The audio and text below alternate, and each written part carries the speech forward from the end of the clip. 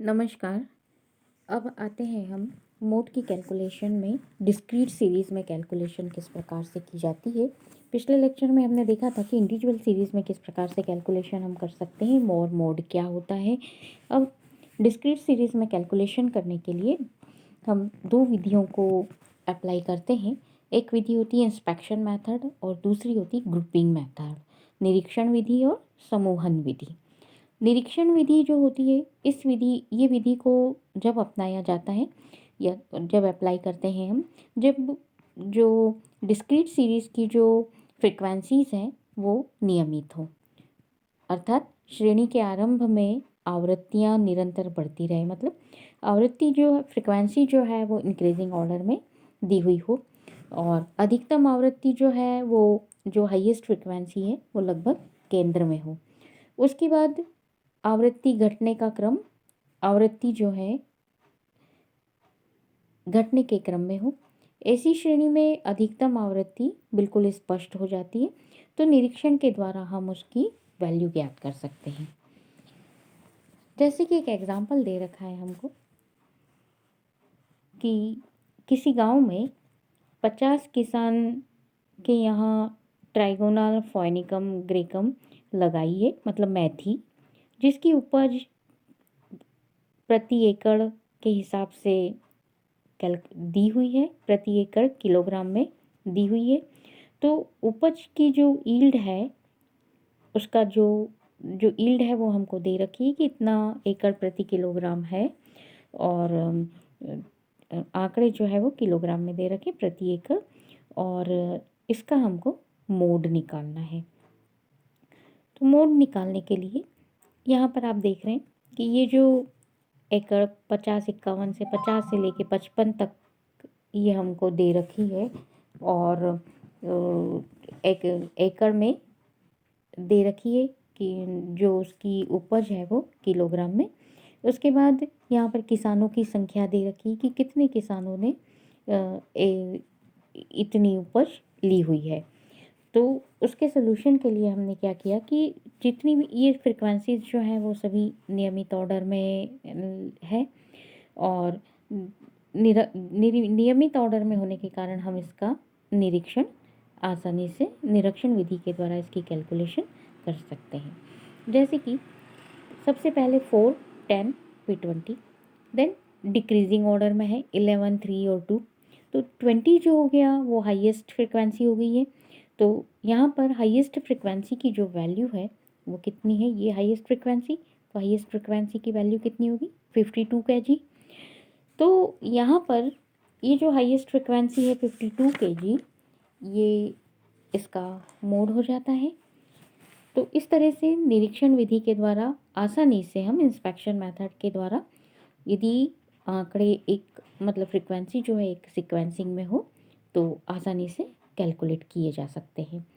इसके बाद जो दूसरी मेथड है ये थोड़ी कॉम्प्लिकेटेड है, थोड़ी सी डिफ़िकल्ट मेथड है कैलकुलेट करने की, और ये मेथड जो है जो फ्रिक्वेंसीज अनियमित होती हैं, मतलब कोई ऑर्डर नहीं है, ना इंक्रीजिंग ऑर्डर है ना डिक्रीजिंग ऑर्डर है, बिल्कुल अनियमित रूप से व्यवस्थित होती है।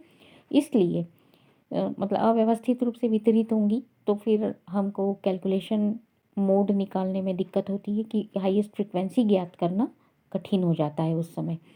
तो अनियमित आवृत्तियों के साथ जब हाईएस्ट फ्रिक्वेंसी निकालना कठिन हो जाता है तब हम ग्रुपिंग मेथड को इस्तेमाल करते हैं।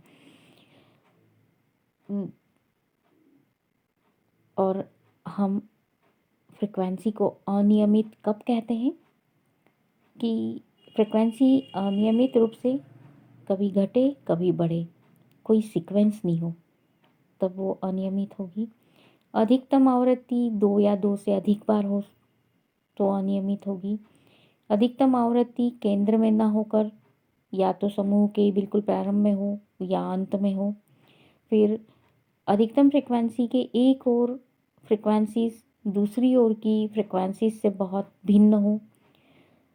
तो ग्रुपिंग विधि के द्वारा हम जब इस तरह से फ्रिक्वेंसीज अनियमित हो तो मोड ज्ञात कर सकते हैं, और उस समय हम ग्रुपिंग मेथड से ही ज्ञात कर सकते हैं। और ग्रुपिंग मेथड के लिए हम जो काम करना पड़ता है हमको, मतलब ग्रुपिंग मेथड के लिए हमको सर्वप्रथम क्या करना पड़ेगा कि जो टेबल है हमको ग्रुपिंग टेबल बनानी होगी, समूहन तालिका बनानी होगी, फिर उसकी विश्लेषण तालिका बनानी होगी, और मतलब एनालिसिस उसकी जो हम कर रहे हैं एनालिसिस टेबल बनानी होगी, और एनालिसिस टेबल के बाद हम मोड को ज्ञात कर सकते हैं। तो ग्रुपिंग टेबल बनाने के लिए हम किस तरह से बनाएंगे ग्रुपिंग टेबल? तो सबसे पहले ग्रुपिंग टेबल बनाने के लिए हमको जो हमेशा हमको ये ध्यान रखना होगा कि समूहन सदैव फ्रिक्वेंसी का ही किया जाता है। ग्रुपिंग जो है वो फ्रिक्वेंसी की ही की जाती है, उसकी वैल्यूज़ की फ्रिक्वेंसी नहीं की जाती है। तो जब हम ग्रुपिंग करेंगे तब फ्रिक्वेंसी की ही ग्रुपिंग करेंगे, ना कि उसकी वैल्यू की।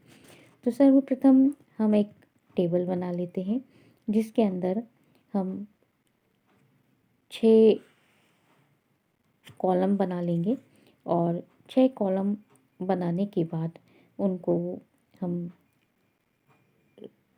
समूह में और समूह बना के उनके योग को लिखेंगे। तो सर्वप्रथम हमको क्या करना होगा, कॉलम बनाया हमने, तो यहाँ पर आप देख सकते हैं ये सबसे पहले हमको एक ये दे रखा है प्रॉब्लम। तो पहले हम ये देख लेते कि किस तरह से हम समूह बनाते हैं। तो सबसे पहले हम जो फर्स्ट कॉलम है उसके अंदर जो हमको फ्रिक्वेंसीज दे रखी होती हैं फर्स्ट कॉलम में, फर्स्ट कॉलम के पहले हमको जो ग्रुप है वो लिख देंगे, उसके बाद हम फ्रिक्वेंसी लिख देंगे सेकंड कॉलम फर्स्ट कॉलम के अंदर। उसके बाद सेकंड कॉलम के अंदर क्या करेंगे हम कि प्रथम जो 2 फ्रिक्वेंसीज हैं उनके पेयर बना के उनका योग लिखेंगे। वहाँ पर 2 फ्रिक्वेंसीज के पेयर बना के उनका योग लिखा जाता है, और अंत में यदि एक ही आवृत्ति रह जाती है तो उसको छोड़ दिया जाता है। फिर थर्ड कॉलम के अंदर हम क्या करेंगे कि फर्स्ट जो कॉलम की जो 2 आवृत्ति है उसमें से एक को छोड़ देंगे, और नीचे से 2 लेकर और समूह बना लेंगे, ग्रुप बना लेंगे। फिर थर्ड में हम क्या करेंगे कि जो प्रथम 2 आवृत्तियों में से प्रथम आवृत्ति को छोड़ के शेष जो आवृत्ति है उनके 2-2 के समूह बना के उनका योग लिख देंगे। फिर फोर्थ के अंदर हम फर्स्ट में दी हुई जो आवृत्ति है उसमें से प्रथम 3 आवृत्तियों का समूह बनाएंगे। मतलब अब शुरू के जो 3 हमने बनाए कॉलम उसके अंदर 2-2 के समूह बनाने हैं। फर्स्ट में 2-2 के समूह बना लिए। सेकंड के अंदर हमने ऊपर से एक आवृत्ति को छोड़ के एक फ्रिक्वेंसी को छोड़ के फिर समूह बना लिए। थर्ड के अंदर हमने ये समूह बना लिए। इसके बाद फोर्थ के अंदर हम सबसे पहले से लेकर 3-3 के समूह बना लेंगे, 3-3 फ्रिक्वेंसी के समूह बनाएंगे। फिफ्थ में हम जो कॉलम लेंगे उसके अंदर हम प्रथम वाली जो आवृत्ति है फर्स्ट फ्रिक्वेंसी जो है उसको छोड़ के आगे से 3-3 के समूह बना लेंगे, और सिक्स्थ में हम ऊपर से 2 शुरुआत की जो 2 फ्रिक्वेंसीज है उनको छोड़ के 3-3 की ग्रुप बना लेंगे।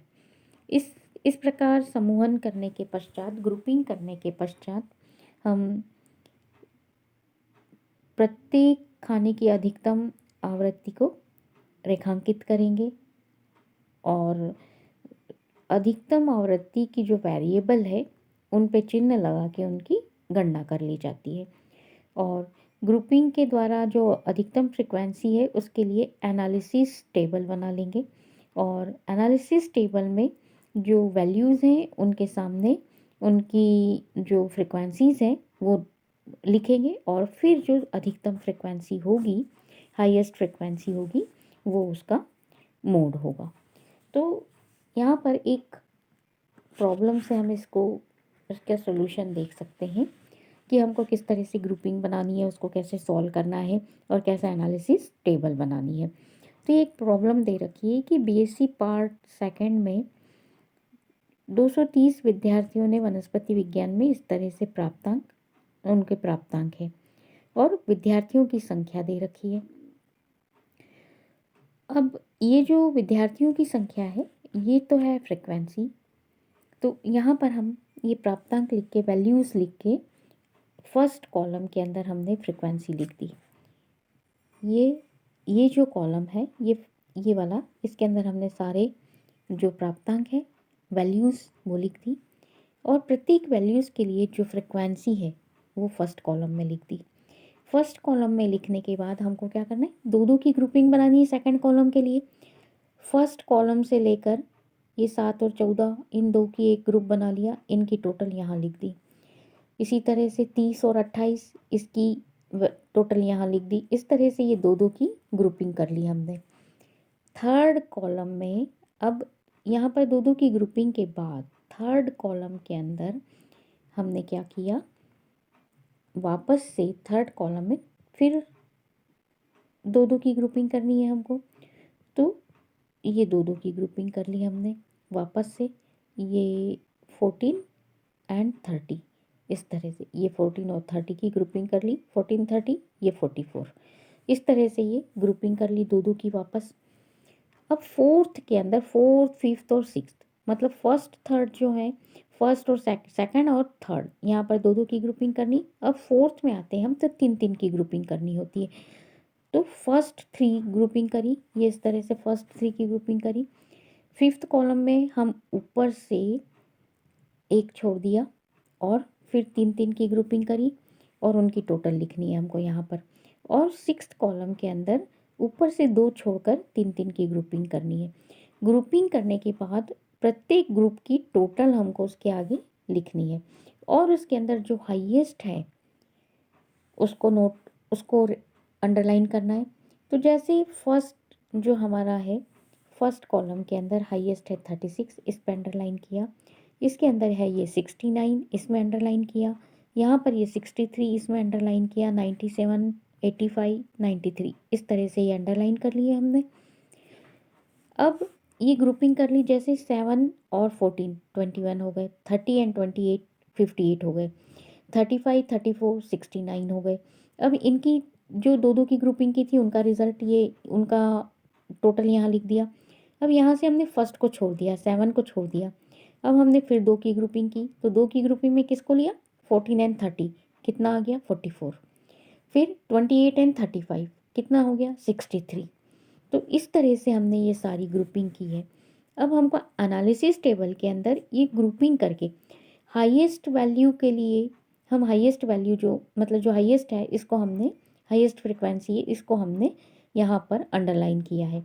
अब ये हाईएस्ट फ्रिक्वेंसी किन, हाईएस्ट वैल्यू जो आई है ये किन दो के योग से आई है या किन तीन के योग से आई है, उसको हमको देखना होगा। एनालिसिस टेबल में हम वो देखते हैं। तो अब हम एनालिसिस टेबल ये ग्रुपिंग करने के बाद ये टोटल कर ली, उसके बाद हम एनालिसिस टेबल में आते हैं। एनालिसिस टेबल में यहाँ पर हम जो साइज़ ऑफ आइटम है वो लिख देते हैं। साइज़ ऑफ आइटम मतलब जो हमारी वैल्यूज़ हैं, जो प्राप्तांक है वो लिख दिए 32 से लेके 41 तक। और हमारी कॉलम संख्या 1 2 3 4 5 6 ये लिख दी। 1 में हाईएस्ट वैल्यू कितनी है, 1 है, वो नोट कर दिया। सेकंड में हमारी यहाँ पर जो हमने जो फ्रिक्वेंसीज को जोड़ जोड़ कर जो लिखा था, वो सेकंड में जो 35 वैल्यू है वो 3 बार आई है। 3 बार से मतलब है कि थर्ड कॉलम, फर्स्ट कॉलम में हमने लिख दी हाईएस्ट वैल्यू, ठीक। अब सेकंड कॉलम में जो हमारी हाईएस्ट वैल्यू है वो देख के हम यहाँ पर लगा देंगे। थर्ड कॉलम के अंदर जो हाईएस्ट वैल्यू है, तो हाईएस्ट वैल्यू किन से मिलके बनी हुई है, तो उसके लिए हमको यहाँ पर टिक लगाना होगा। जैसे हमने यहाँ पर थर्ड कॉलम के अंदर 35 पे टिक लगाया है, तो 35 36 इन पे टिक लगाया है थर्ड कॉलम में हमने। तो थर्ड कॉलम में हम यहाँ पर देखते हैं कि 35 और 36 पे टिक लगाया है। तो 35 और 36 पे टिक कैसे लगाया हमने, तो ये हमारी जो 63 वैल्यू जो आई है, ये आई है 35 के प्लस करने पर, और ये जो दूसरी वैल्यू है वो भी इसके प्लस करने पर 36 ये यहाँ पर आई है। इसलिए हम इसको यहाँ पर इस तरह से ये टेबुलेट फॉर्म में कर देते हैं। अब जो वैल्यू इस मतलब जो साइज़ है आइटम की, वो हाईएस्ट उसकी फ्रिक्वेंसी हाईएस्ट कितनी बार है, तो जैसे 34 की एक बार है, 35 की 3 बार है, 36 की 5 बार है, 37 की 3 बार है, और 38 की 1 बार है, 40 की 1। तो यहाँ पर हाईएस्ट फ्रिक्वेंसी कौन सी होगी, 5 होगी। और हमारी जो आइटम है वो कौन सा हो गया, मतलब मोड कौन सा हो गया हमारा, 36 हो गया। तो यहाँ पर जो अधिकतम फ्रिक्वेंसी किस में आ गई, 36 में आ गई अधिकतम फ्रिक्वेंसी, इसलिए ये जो साइज़ है ये हमारी मोड हो जाएगी 36। तो इस तरह से ग्रुपिंग मेथड के द्वारा हम मोड का कैलकुलेशन कर सकते हैं। अब इसके बाद जो बचा है वो कंटिन्यूअस सीरीज़ के अंदर हम किस तरह से कैलकुलेशन करेंगे, तो उसके अंदर वो फॉर्मूला है, उसके द्वारा हम कैलकुलेशन करते हैं। आज इतना ही, अगले उसमें हम देखेंगे कंटिन्यूअस सीरीज़ की कैलकुलेशन। धन्यवाद।